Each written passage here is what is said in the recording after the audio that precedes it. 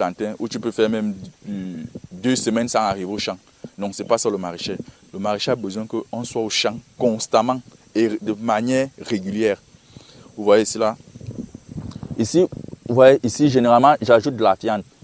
Bon, pourquoi? On me dit, bon, je pouvais utiliser le NPK, par exemple. Je pourrais utiliser le NPK. Bon, le souci du NPK, ce sont les coûts. Il est vraiment cher. Et bon, pour ceux qui ont des moyens, je dis toujours pour ceux qui ont des moyens, parce que beaucoup de gens se disent que bon, pour commencer en agriculture, c'est généralement beaucoup d'argent. Non. Pour ceux qui n'ont pas de moyens, vous pouvez d'abord commencer avec juste de la viande. De la viande que vous mettez juste tout autour. Après les 14 jours, vous faites votre remblai. Donc, pour ceux qui n'en ont pas vraiment de moyens, vous pouvez commencer avec la viande. Pour ceux qui en ont des moyens, vous pouvez payer le NPK, le 20-10-10 en particulier. Donc, ici, je prends ici, bon, ici, ça c'est un espace que vous allez voir peut-être d'autres plantes. Ici, j'ai d'abord eu à faire le piment avant. C'est au sortir du piment que je me suis dit que bon, je peux aussi mettre le gombo.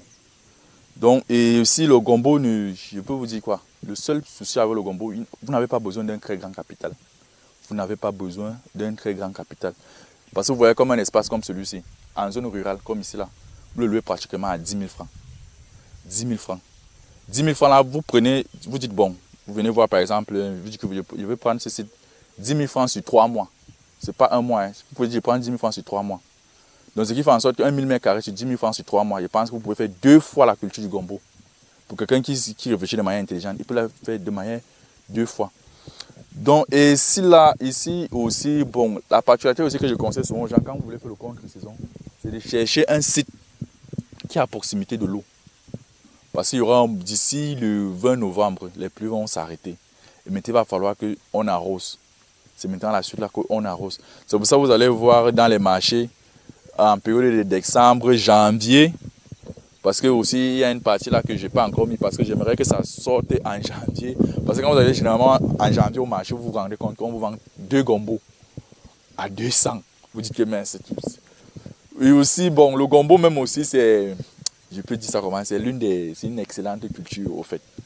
Pour consommer son fruit, voici, il est vraiment très demandé au marché, très demandé au marché. Et on peut le sécher même. Parce qu'il y a ceux qui prennent ici, là, qui le découpent, qui le sèchent. Je pense surtout les nordistes, si je peux dire ça comme ça. Surtout les nordistes qui le prennent, qui le découpent et qui le sèchent. Donc on peut le manger sur plusieurs formes.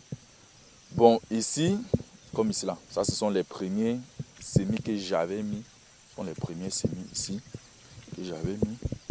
Vous allez vous rendre compte que j'ai essayé de faire. Et aussi, beaucoup de gens me posent souvent la question, est-ce qu'on peut faire le gombo sur une terre plate ou bien on est d'abord obligé de faire les sillons?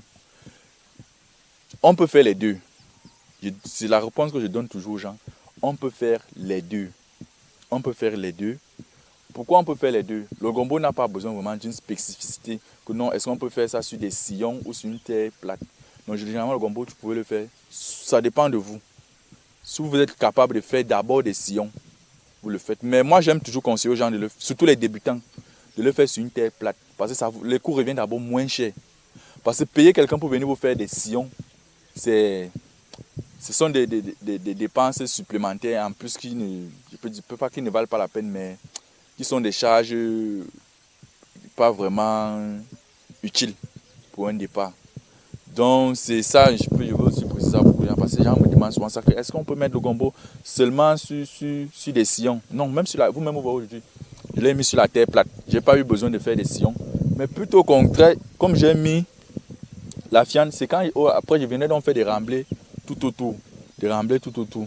Généralement, on se retrouve par moment avec une marchandise qu'on n'arrive pas à écouler.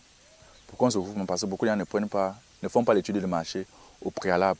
C'est pour ça qu'on se retrouve parfois dans les marchés avec un casier de tomates à 1500.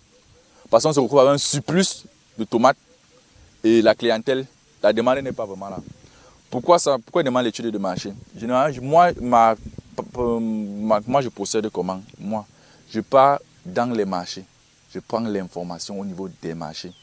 Comme actuellement, le gombo marché, il n'y a pas le gombo marché.